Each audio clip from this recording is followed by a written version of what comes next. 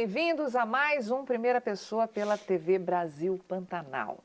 Toda semana a gente traz aqui alguém interessante, com muita história para contar. E hoje, claro, meu entrevistado não é diferente, mas além de muitas histórias para contar, ele também vai nos dar água na boca, porque é esse o trabalho dele, é esse o trabalho, o ofício que ele escolheu. É poder selecionar, preparar pratos maravilhosos.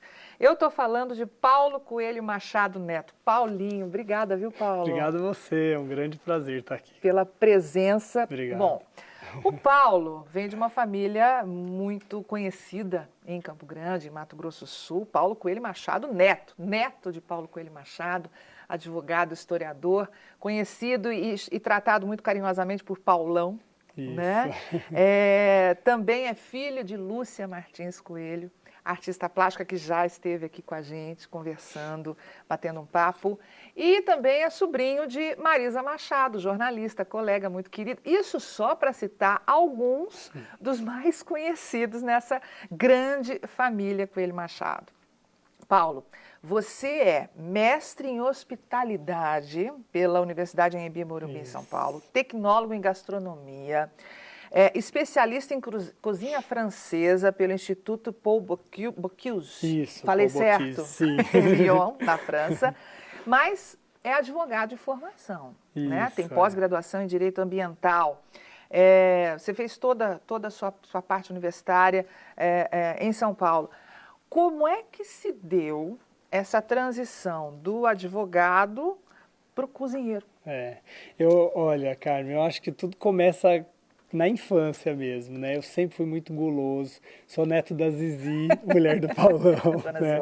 Que era uma cozinheira assim, e ela sabia passar os conceitos, ela tem... O bom é que a sua família guarda essas receitas e faz sempre, né? Sim, exatamente, as tias estão sempre fazendo, eu nem ouso a fazer essas receitas, porque elas já fazem muito bem, mas nunca falam que tá igual da Zizi, e fica aquela lembrança. Isso já tinha acho que na minha papila, na minha pança, né? Porque eu era gordinho também quando eu era criança e tal. Sempre adorei comer muito. Bem, né? Comer coisas gostosas. Meu pai trazia coisas de Ponta Porã mesmo, né? Coisas diferentes, a gente experimentava, né? Do Paraguai e tal. E eu gostava muito, tinha essa coisa com o paladar. Mas nunca pensei profissionalmente. Quando eu me vi insatisfeito com a minha profissão, né, com o que eu trabalhava, embora eu tinha uma vida prática no direito que eu gostava, né, do dia a dia, ia ao fórum e tal, eu achava interessante. Mas eu não me sentia inteiro. Pleno. Sabe? Aí eu gostava muito de cozinhar. Minha mãe me estimulava assim, me dava livros de receitas, eu fazia coisas com ela em casa. Desde criança eu ficava com ela na cozinha, minhas duas irmãs não sabem, acho que agora estão sabendo que casaram, fazer um bolo, alguma coisa assim. Às vezes me ligam. Mas o bom de garfo e de cozinha sempre foi você? Sempre foi eu. E aí eu falei, quer saber, eu vou migrar para outra área. Eu fiz um pouquinho diferente, eu comecei a trabalhar em cozinha ao invés de fazer o curso de primeira, né? Você foi auxiliar de Isso, cozinha, foi... você começou de baixo mesmo. Na verdade, foi a opção que eu tinha, porque eu não queria errar de novo, eu não queria fazer faculdade de novo, gastar dinheiro de novo, né, com uma faculdade. E me frustrar. Então eu falei, vou ver na prática já o que é. E o meu primeiro emprego não foi nem de ajudante de cozinha, foi como garçom, porque ninguém queria aceitar um advogado numa cozinha, né? Ia ser difícil. Mas teve uma dona de restaurante muito bacana, que é a Sênia Salles, que foi a primeira que me aceitou na cozinha. Depois que eu estava, né, como garçom num outro restaurante em São Paulo, no Júlia Cotina, isso é lá para 2006. E aí eu comecei a trabalhar nessa cozinha do Empório Siriúba, que era um restaurante fantástico, com um conceito de cozinha orgânica. Tudo era orgânico, inclusive a comida dos funcionários. Era aquela questão de reciclagem, um lugar conceito, que infelizmente não deu certo. Talvez esse tipo de lugar ainda seja uma utopia na nossa realidade brasileira. Quer dizer, você, de uma certa forma, preocupado, você estava fazendo pós-graduação em Direito Ambiental, quando você trancou, mas você, o seu primeiro, segundo módulo, seu primeiro trabalho foi justamente numa cozinha orgânica. Você tem essa preocupação? Tenho. Eu não faço uso plenamente. É muito interessante toda a dinâmica do orgânico. Paulo, voltando lá à cozinha, né? Você Isso. foi garçom durante quanto tempo? E como é que... Foi Olha, você é muito um menino de uma família rica. Você sempre teve condições, enfim, nunca teve problema financeiro, né? E de repente, você estudou nas melhores escolas, enfim, de repente foi ser garçom. Não, nessa fase foi muito interessante, que eu tive apoio da minha família, mas quem mais se boicotava era eu mesmo. Eu falava, não, eu vou ser garçom, mas aí eu falei, não, eu vou fazer isso. Sempre tive apoio da minha família, mas nessa fase, não vou falar que fui negado de apoiar em pagar faculdade, coisas assim, mas eu resolvi vender meu carro e lidar com isso nessa época. Falou, né? vou entrar de cabeça nisso. Exato, e foi justamente, eu entrei de cabeça, foi tudo muito rápido. Pra você ter uma ideia, garçom, eu fiquei 2 meses no Júlia como garçom, já entrei na cozinha do Siriúba. Esse tempo foi um pouco mais de 10 meses, que aí eu já comecei a faculdade, porque eu vi que era o que eu queria. E aí eu comecei pagando a faculdade. Quando também já não dava mais, porque o salário é muito pequeno, aí a família entrou apoiando, graças a Deus, né? E eu tenho o maior orgulho disso, deles poderem me ajudar, poderem eu ter tido essa oportunidade também e entendendo melhor uma profissão. Eu queria, na verdade, a minha independência nessa nova profissão. Só que você ganha muito pouco em cozinha. Existe uma glamorização da gastronomia, aquela ideia de que você vai ganhar muito, que você vai ser famoso, que isso É igual jogador de futebol, os craques ou aqueles que são muito bem pagos fazem parte de um pequeníssimo grupo, enquanto que o grande volume está lá ganhando pouco. Eu acho caso que é de um cozinha, exemplo assim. muito paralelo, porque a cozinha não tem nada de glamour, a cozinha não tem nada de... A cozinha é braçal, é físico, é emocional, é muito... E aí que entra a beleza do trabalho. Quando você se dá bem, e até eu estava falando direito é super legal, só que não é legal para mim, né? Eu achei uma coisa que é gostosa, que é legal para mim, que eu sinto prazer, que eu gosto de fazer. Então, acho que a partir disso, o dinheiro que vai vir é consequência, né? Claro, o que vem de um trabalho bem acontecendo feito. É consequência mesmo. Você estuda muito, você é uma pessoa que entra de cabeça mesmo nessa área e pesquisa muito, viaja muito. Você teve a oportunidade de, além de viajar pelo Brasil, fazer viagens ao exterior, a lugares como, por exemplo, a Etiópia. Quando a gente fala Etiópia, eu garanto que você já veio na sua imagem, na sua mente, a imagem de crianças absurdamente desnutridas, na fome, de refugiados, que é uma realidade, mas também tem uma outra realidade que você conheceu. Conta pra gente. Sim, o que acontece? A Etiópia é um país que foi, durante 20 anos, teve todo um governo comunista muito massacrante para o país e nesse tempo, inclusive foi nos anos 80, vários cinegrafistas foram para lá, fizeram documentários e registraram aquela situação de fome que ficou muito marcada do país e dessa região. Carimbou a Etiópia. Carimbou a Etiópia, exatamente. E hoje não é desse jeito. A Somália, que está ao lado, hoje está nesse perigo, nessa coisa toda. A Etiópia é um país que está ascendente, tem uma cultura riquíssima, nunca perdeu a questão cultural, embora nesse momento, foi logo depois até do ditador Selassie, né? O Mengistu, se não me engano, foi esse ditador comunista, esse político que ficou muito tempo lá, ele matou muita gente da elite cultural mesmo do país. E foram vários massacres, coisas horrorosas que aconteceram nesse país. E a gente tem essa impressão, né, que você vai chegar lá e vai ver fome, que você só vai ver miséria. E na realidade, claro, você vê muita coisa desagradável, triste, né? Mas você vê muita coisa acontecendo também no país. E o que você vê que é mais bacana do país são as pessoas, a alegria delas com pessoas de fora, né? Eles recebem Elas muito tratam bem. demais, pessoas lindas, que entendem a cultura deles, que conhecem a cultura brasileira, que foi uma coisa que eu falava, gente, como eu não sabia nem o nome da capital. Quando a gente, claro, começou a negociação para ir para lá, junto com Itamaraty e tal, lá eu fiz parte de um grupo de chefes, eu falo comitiva, né? Acho que é por causa aqui do Pantanal, comitiva da chefe Mara Salles, que é uma chefe de cozinha, estuda a cozinha brasileira como ninguém. E a gente foi num grupo, eu, a chefe Mara e o chefe Eduardo Duó, e aí a gente foi fazer um trabalho justamente, apresentar para eles a cozinha brasileira, a cultura brasileira e alguns treinamentos para esse pessoal. Você vai contar no próximo bloco. Tá, tá? vou deixar. O Paulo fala bastante e tem muito Aperta mais um história play para que contar. vai. Se deixar, a gente não para até amanhã aqui. Mais sobre Paulo Coelho Machado Neto aqui no Primeira Pessoa, contando como é que foi essa experiência lá na Etiópia. Fascinante. Você vai ver daqui a pouquinho aqui no Primeira Pessoa. Até já.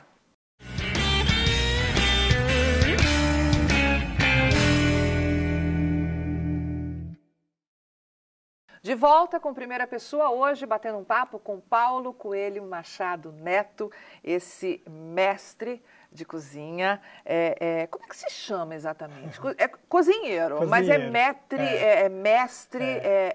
mestre Cuca. Como é que eu chamo você? Classifico cozinheiro, você. Cozinheiro, Paulo Machado, tá ótimo. Tá ótimo, tá né? ótimo, isso. Paulo, a gente estava falando no bloco anterior da sua ida à Etiópia, agora em fevereiro de 2012, você passou 2 semanas num intercâmbio.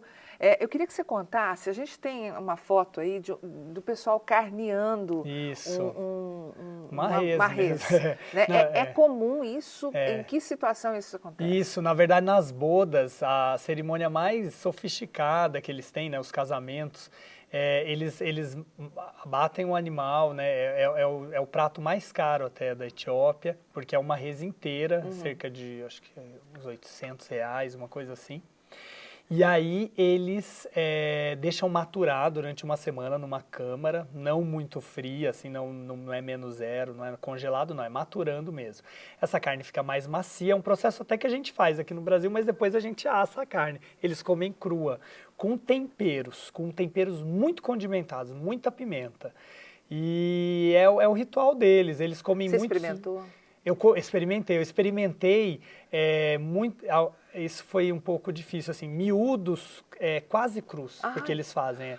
Eu não gostei muito, não. Eu gosto de miúdos, mas bem passado. Né? Vamos passar bem, né? Mas eu tenho que experimentar, né, para saber. E eles comem muita pimenta. Eu sinto, assim, a comida etíope lá, né, tudo que eu experimentei, ela é uma comida muito gostosa, muito saborosa, só que ela é muito condimentada. Ela, para nós, né, do Brasil, ela tem notas a mais de pimenta, de doce, de salgado. É tudo meio exagerado para o nosso paladar, sabe? Paulo, você dá aula show. Como é que é isso? Você viaja o Brasil dando aula show. Conta pra gente como é que é. É um projeto que eu comecei, na realidade, junto com o SESC. O SESC faz muita atividade ligada à cultura, ele coloca a gastronomia em pauta mesmo. E junto com algumas nutricionistas do SESC, a gente começou a formatar esse tipo de evento, né? E eu acabei dando o nome de aula show. Por quê? Porque ela junta uma receita, que eu ensino a fazer a receita, eu falo geralmente no microfone, porque é para um monte de gente, a voz vai acabando. Eu coloco um data show com filme, com imagem, com informações culturais daquele lugar. Então, eu vendo esse produto como aula show.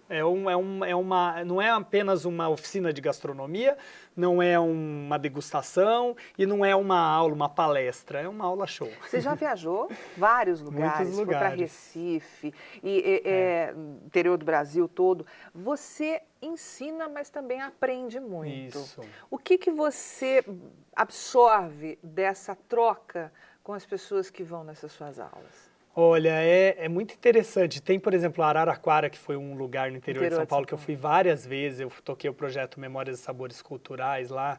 Eu levava um chefe junto comigo. E era interessante que o grupo ia cada vez aumentando, né? Aumentava mais. No final, a aula tinha quase 200 pessoas. Começou com 40, sabe? Foram 2 anos de aulas lá. E sempre no final da aula vinha alguém com uma receita diferente, com uma coisa legal para inovar, com uma informação na hora das perguntas. Pra você ter uma ideia, eu conheci lá uma mistura, que até a chefe Mara foi numa aula que a gente deu junto, eu levei ela para falar de Amazônia. E aí, por um erro, a nutricionista que ajudou lá a compor o prato, ela colocou suco de laranja na mandioca. Era para ser tipo um vinagrete, né, com limão e tal, e a mandioca picadinha. E ela colocou laranja. Colocou laranja, ficou delicioso. A chefe Mara já transformou isso num ceviche de mandioca, né? Essa base de laranja. Isso acontece. Muito. Essa coisa de descobrir, né, sabores, combinações por erros, entre aspas. Sim. Nas lendas, né, da história da gastronomia tem, por exemplo, o mole poblano, que é um tipo de molho mexicano, né? Foi uma freira que estava fazendo lá o molho, ela caiu alguns ingredientes, ela começou a misturar, colocou chocolate no molho. Tem a tarte tatã, que é uma torta invertida, porque uma das irmãs tatã deixou cair. Enfim, são lendas, histórias, né? Mas que mostra um pouquinho a explicação dessas receitas, né? É alquimia? É alquimia pura, assim, é alquimia e técnica, né? A gente tem que trabalhar com base. A gente tem, por exemplo, quando eu falo, me perguntaram esses dias, eu fui fazer um jantar e aí a minha ajudante, né, uma menina que foi me ajudar, ela falou o seguinte, são suas essas receitas? E eu respondi super rápido, não. Porque eu uso base, né? Eu uso, por exemplo, eu fiz um gratin dauphinoise, que é um prato francês, eu fiz um ceviche, que é um prato peruano, eu fiz um caribel, que é um prato pantaneiro, né? Eu fui compondo, enfim. Mas, na verdade, a hora que a gente faz, eu parei para pensar, eu falei, não, peraí, mas esse gratin eu não tô fazendo com... Eu não tinha noz moscada, eu coloquei uma outra especiaria, que eu tinha aqui, uma canela, uma mistura de especiarias. Então, a gente vai transformando da maneira que a gente sabe. Então, eu tenho o paladar e eu tenho a técnica. Aí você une as duas coisas, né? O paladar, essa alquimia, esse jeito de misturar as coisas, e a técnica. Você não consegue cozinhar se você não souber como fazer, senão você não vai ter... É isso que acontece nas milhões de cozinhas espalhadas pelo Brasil. Quer dizer, as donas de casa, as cozinheiras, os cozinheiros estão ali pegando a base e é isso que faz aquele perfume na hora do almoço ser mais gostoso do que o da minha casa. Eu falo, nossa, o cheiro que vem da casa da vizinha, que delícia. É isso. Eu acho que tem uma coisa também de uma doação, sabe? O cozinheiro, ele se doa. A hora que você vai fazer alguma coisa, você tem uma energia interior que você tem que verdade, preparar. se você estiver mal-humorado, não estiver bem, não é bom ir para comida. Passa, claro. Você tem que...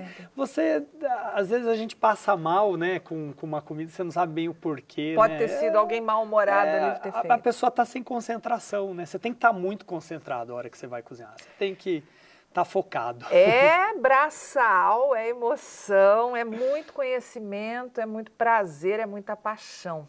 E por falar nisso, esse o assunto do próximo bloco e último bloco. Correu, tá indo muito rápido, a gente tem muito para conversar. Paulo Coelho Machado Neto, esse cozinheiro maravilhoso que participou desse livro aqui, Brasil, Histórias de Sabores. Daqui a pouquinho eu continuo contando a história dele. Até já.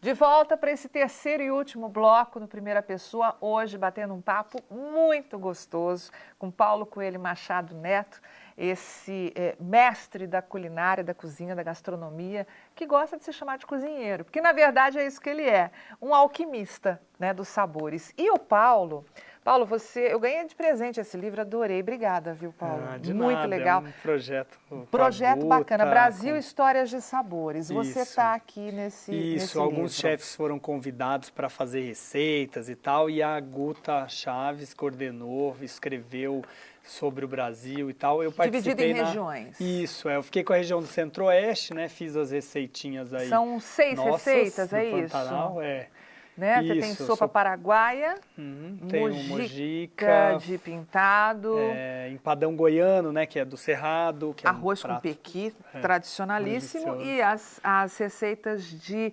sobremesa, doce de abóbora cristalizado, nossa, gostoso, de comer, né, rezando. E furrundum, que é tradicionalíssimo também. Isso, do Pantanal. Tem no Pantanal Norte também. São receitas, você coloca aqui, como todos os outros mestres, você coloca aqui os ingredientes e o modo de fazer. Paulo, me diga uma coisa, alguém tem, quando as pessoas te convidam para jantar, para almoçar, te convidam e tal, e elas ficam envergonhadas, ficam com receio, de repente. É uma coisa que sempre falam para mim. Nossa, eu como muito bem e adoro comer coisas novas, Eu gosto de comida bem feita, entendeu? É só isso. Comida bem feita que foi feita com vontade ali. não precisa ter nada demais, de caro, de sofisticado, não é nada disso, é comida bem feita. Você hoje está morando no Rio de Janeiro, depois de Isso. 14 anos morando em São Paulo. Isso. Está morando no Vidigal, né? Isso. Antigamente a gente falava favela do Vidigal, Vidigal, hoje é comunidade. Comunidade do Vidigal. Você escolheu morar lá e como é? Parece que os seus amigos, alguns deles, como assim, você está morando na favela? É interessante isso, porque existe um super preconceito, Por que né? você escolheu morar lá? Na realidade, essa é a casa da minha irmã. Minha irmã tá morando fora, né? E tem um apartamento lá, ela e o meu cunhado, né?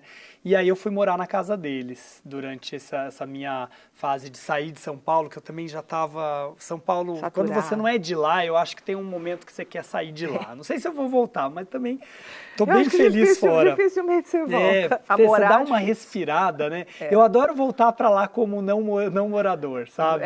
É muito bom, porque daí você já tem tudo certinho. Mas assim, a coisa com a natureza, tudo lá é muito difícil, é muito longe. A vista é maravilhosa do Vidigal, né? Nossa, é fantástico. E as pessoas são demais, as coisas que acontecem. A comunidade em si, ela é muito unida, as pessoas, sei lá, qualquer coisa que acontece no apartamento, tem coisa que você consegue resolver ali no bairro muito facilmente. E o Vidigal é muito bem localizado também, né? Além da vista maravilhosa, ele está do lado do Leblon, tá pertinho da Barra. Perto de tudo, né? Paulo, você tem um sonho que eu acho que é comum a todas as pessoas que amam gastronomia, que é montar um restaurante. Quando ou em que pé está esse sonho, esse projeto? Eu acho que ele é mais uma vontade assim que eu tenho, mas eu não sei se ela é tão utópica, se ela vai se realizar um dia. Eu montei uma empresa há 2 anos, que é o Instituto Paulo Machado. Com ela eu vendo minhas palestras, meus cursos. E agora, esse ano, eu estou querendo pegar o lugar onde é a sede do Instituto, que não funciona dia a dia, mas transformar ele num restaurante de temporada. Porque eu acho o restaurante, ele é como um casamento, é um filho, ele é uma decisão, realmente é um negócio muito difícil. Como qualquer negócio tem que ser muito bem gerido, você tem que ter, sabe, mas toda a tem questão... implicações que são muito particulares. Não é só você saber cozinhar bem, tem muito, e não é cozinhar bem, não é ter... Às vezes você até tem clientela, mas tem toda uma gama de coisas. Hoje em dia, ainda mais no nosso país, é muito complicado ter um restaurante por questões especulativas, tributárias, entendeu? A gente está com uma carga tributária em cima do dono de restaurante enorme. Mas eu tenho essa expectativa de ter um restaurante mais para frente na minha vida, poder servir a minha comida assim dia a dia, né? Mas fica naquela vontade. Às vezes eu acordo sonhando, mas eu vou realizando as minhas coisas, os meus convites vão sendo feitos. Você fez o presidente da... Fui pro Quênia. Pro Quênia. O presidente do Quênia é tocar berrante. Você levou um berrante para ele. Quer dizer, você é uma pessoa que divulga, você é muito urbano, né? Um cara que é da cidade mesmo, tem que estar ali, ao mesmo tempo gosta muito das coisas simples da vida, consegue traduzir essa simplicidade com uma alquimia e uma sofisticação muito particulares. E tem grandes sonhos de conhecer o Japão, a China, que é onde você gostaria de ir. Quero dar uma volta, né? Ir lá para o outro lado. Ai, que me leva junto, quero vir também. Tô chegando perto, né? Já fui para a Índia, tô indo... Paulo, se você tivesse apenas mais algumas horas de vida e tivesse que escolher a última refeição. A última refeição? O que é que você iria pedir? Meu Deus do céu. Eu adoro feijoada. A feijoada já é bom que ela tá... Depois que você come ela, você fica próximo da morte, né? Porque ela é um prato tão maravilhoso, tão completo, e a quantidade que eu como ainda, eu tenho que hibernar depois. Então eu comeria uma feijoada facilmente. Se fosse a feijoada da casa da Zizi ainda, é melhor ainda. Ainda melhor. Essa só E o que é preciso ter para fazer uma refeição, seja num jantar romântico, seja um domingo para a família, ou seja num jantar de negócios ou numa refeição de negócios, para que ela tenha sucesso? Olha, tem que ter frescor, tem que ter naturalidade, tem que ter ingredientes de produtor, Qualidade. ingredientes que você vai numa feira, não precisa ser tudo, tá? Mas não trabalha com tudo processado que você compra e põe num lugar e esquenta, não. Pega pelo menos a finalização, pega uma cebola, coloca um coentro, pica isso aí e finaliza o prato com aquilo. Aquilo vai dar frescor pro seu prato, vai dar sabor, vai dar notas, vai dar alegria para quem está comendo. É vida, né? Exato. Tem um conceito da Califórnia, o living food, né? Que você arranca a ervinha e coloca no prato. Comida isso viva. Aí. Para a gente encerrar rapidinho, como é que você se define na primeira pessoa? É uma pessoa feliz. Eu sou muito feliz com o que eu faço. Seu sorriso diz tudo, né? Esse é Paulo Coelho Machado Neto, essa gracinha de criatura. Obrigado. Que leva, como é que é? Living Food? Isso, Living Food. Ele coloca esse conceito plenamente. Paulo, parabéns pela sua história, parabéns Obrigado. Pela família de onde você vem. Obrigado. Sabe que você é fruto dessa família, desse convívio. E que bom que Campo Grande tem vocês aqui, tem você. Agora o mundo tem você, né? Isso aí. Que ele te trate muito bem. Obrigado, Obrigada, muito obrigado. Querido? Você também. A gente volta no próximo Primeira Pessoa com mais alguém bastante interessante para a gente conversar. Até lá.